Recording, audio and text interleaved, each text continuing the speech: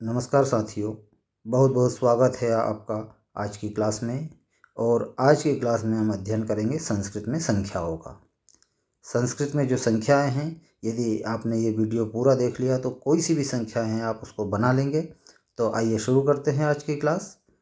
तो सबसे पहले हम चलेंगे संख्यावाचक ज्ञान।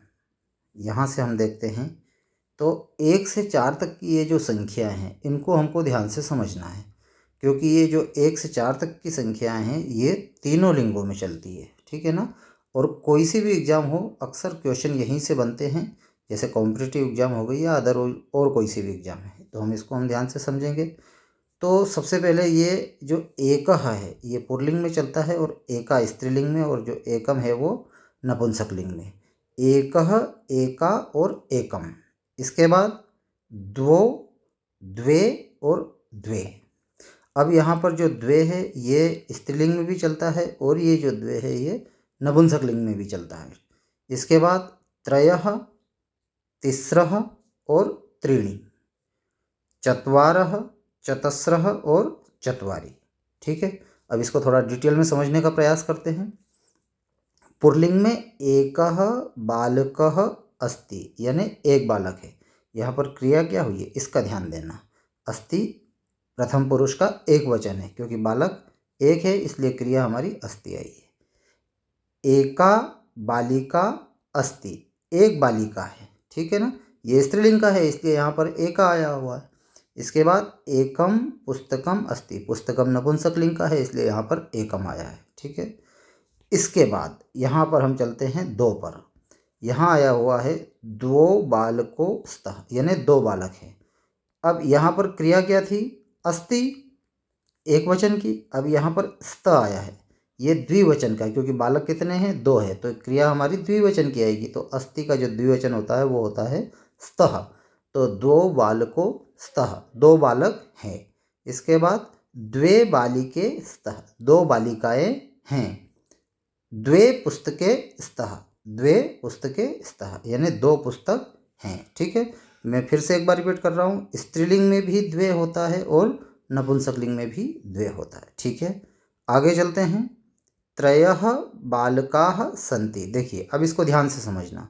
यहाँ पर क्या आया हुआ है, सन्ति। सन्ति क्यों आया है, क्योंकि बालक कितने हैं, बालक है तीन, बहुवचन है, तो यहाँ पर आया है सन्ति। त्रयः बालकाः सन्ति, तीन बालक हैं। अब तिस्रः बालिकाः सन्ति, तिस्रः, तिस्रः यानी तीन बालिका हैं। देखिए एक बात और यहाँ पे आपको समझाता हूँ मैं। ये जो लिखा हुआ है तिस्रः, इसका उच्चारण क्या होता है, तिस्रः। जबकि कुछ हम देखते हैं कहीं कहीं उच्चारण तिस्त्रह करते हैं, जबकि वो गलत है। ये स में ये त्र मिला हुआ है, तो इसको हम उच्चारण क्या करेंगे, तिस्रह। जैसे ये हो गया तिस्रह, देखिए ये इसमें मिला हुआ है, ये हो जाएगा तिस्रह। और यदि हम इसको अलग अलग, जैसे एक वर्ड दूसरा आता है स्तोत्र, क्या आता है, स्तोत्र, क्या आता है, स्तोत्र, इसको हम त्र बोलेंगे। लेकिन यदि ये इसमें मिला हुआ है तो तिस्रः, तो यहाँ पर तिस्रः बालिकाः सन्ति, तीन बालिकाएं हैं। त्रीणि पुस्तकानि सन्ति, तीन पुस्तकें हैं। अब आगे चलते हैं। चत्वारः बालकाः सन्ति, अब चूंकि ये भी बहुवचन है तो यहाँ पे भी सन्ति क्रिया आएगी, तो चत्वारः बालकाः सन्ति, चार बालक है। चतस्रः, अब देखिए जैसे ऊपर तिस्रः था वैसे यहाँ पर चतस्रः, चतस्रः बालिकाः सन्ति, चार बालिकाएं हैं। चत्वारि पुस्तकानि सन्ति, चार पुस्तकें हैं, ठीक है। तो ये जो 4 तक की जो संख्या हैं, 1 से 4 तक की, ये तीनों लिंगों में चलती है। पुल्लिंग में भी चलती है, स्त्रीलिंग में भी चलती है और नपुंसकलिंग में भी चलती है। इतना आपको समझ में आ गया होगा। अब आगे की संख्याओं का हम अध्ययन करेंगे। देखिए अब 4 से आगे की संख्याएं तीनों लिंगों में पुल्लिंग में, स्त्रीलिंग में और नपुंसकलिंग में एक जैसी रहती है तथा सभी बहुवचन में चलती है। मतलब यहाँ पर कोई चेंज नहीं होगा। यहाँ पर देखो हम आगे संख्याएं पढ़ेंगे तो आपको और अच्छे से समझ में आ जाएगा। देखिए 5, पंच, ये तीनों लिंगों में एक जैसी चलेगी, ठीक है ना। अब ये आगे तक की जितनी भी संख्या है, अब हम कंटिन्यू अध्ययन करेंगे इसका, संख्याओं का। 6 षट, 7 सप्त, 8 अष्ट या अष्टौ, 9 नव, 10 10, यहाँ पर ध्यान देना, ये जो वर्ड है ये संस्कृत का है और ये जो है 10 हिंदी में ऐसे आता है, ठीक है ना, इसका ध्यान रखना। तो 10 संस्कृत में आएगा 10। आगे चलते हैं। 11 एकादश, 12 द्वादश, 13 त्रयोदश, 14 चतुर्दश, 15 पंचदश, 16 षोडश, 17 सप्तदश, 18 अष्टादश, 19 नवदश या एकोनविंशति, है ना। इसके दोनों प्रयोग होंगे, नवदश भी बोल सकते हैं और एकोनविंशति। विंशति का मतलब होता है 20, 20 में एकोन, एकोन मतलब एक कम, तो 20 में एक कम कितने, 19, तो इसका दो उच्चारण होंगे, नवदश और या एकोनविंशति, ठीक है।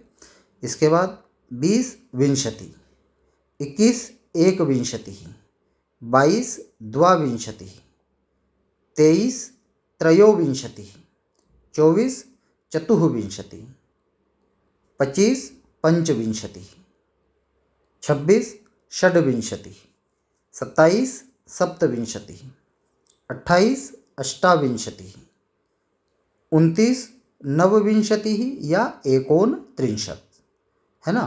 इसके बाद 30 त्रिंशत्, 31 एकत्रिंशत्, 32 द्वात्रिंशत्, 33 त्रयस्त्रिंशत्, 34 चतुस्त्रिंशत्।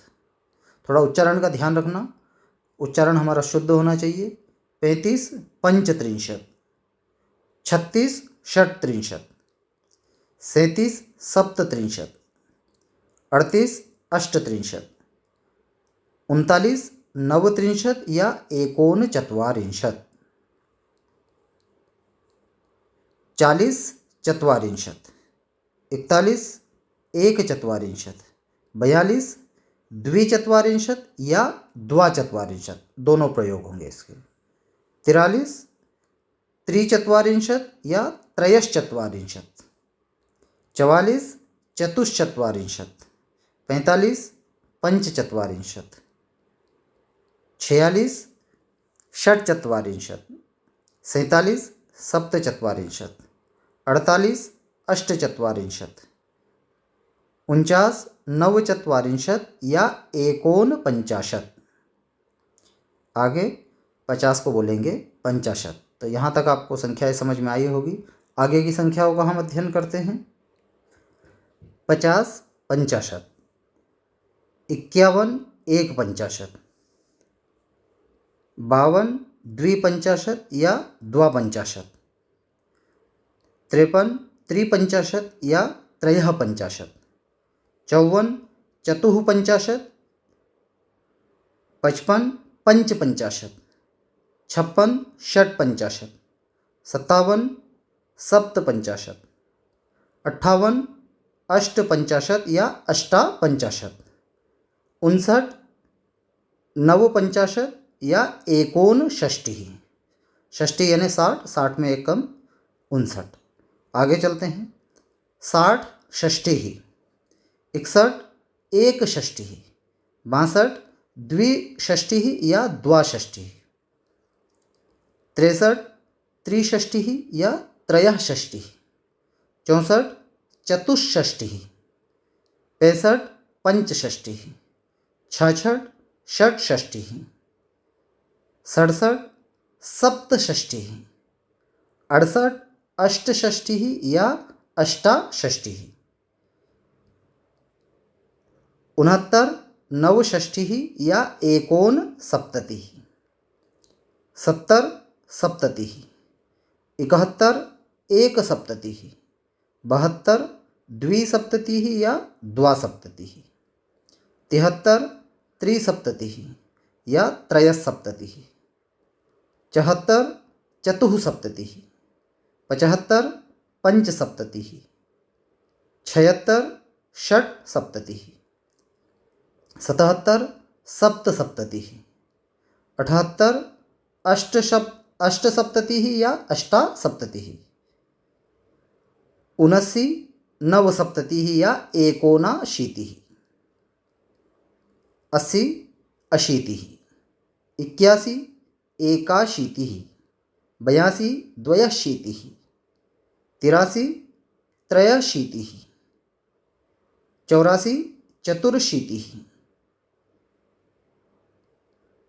85 पंचाशीतिः, 86 षडशीतिः, 87 सप्ताशीतिः, 88 अष्टाशीतिः, 89 नवाशीतिः या एकोननवतिः, 90 नवतिः, 91 एकनवतिः, 92 द्विनवतिः या द्वानवतिः,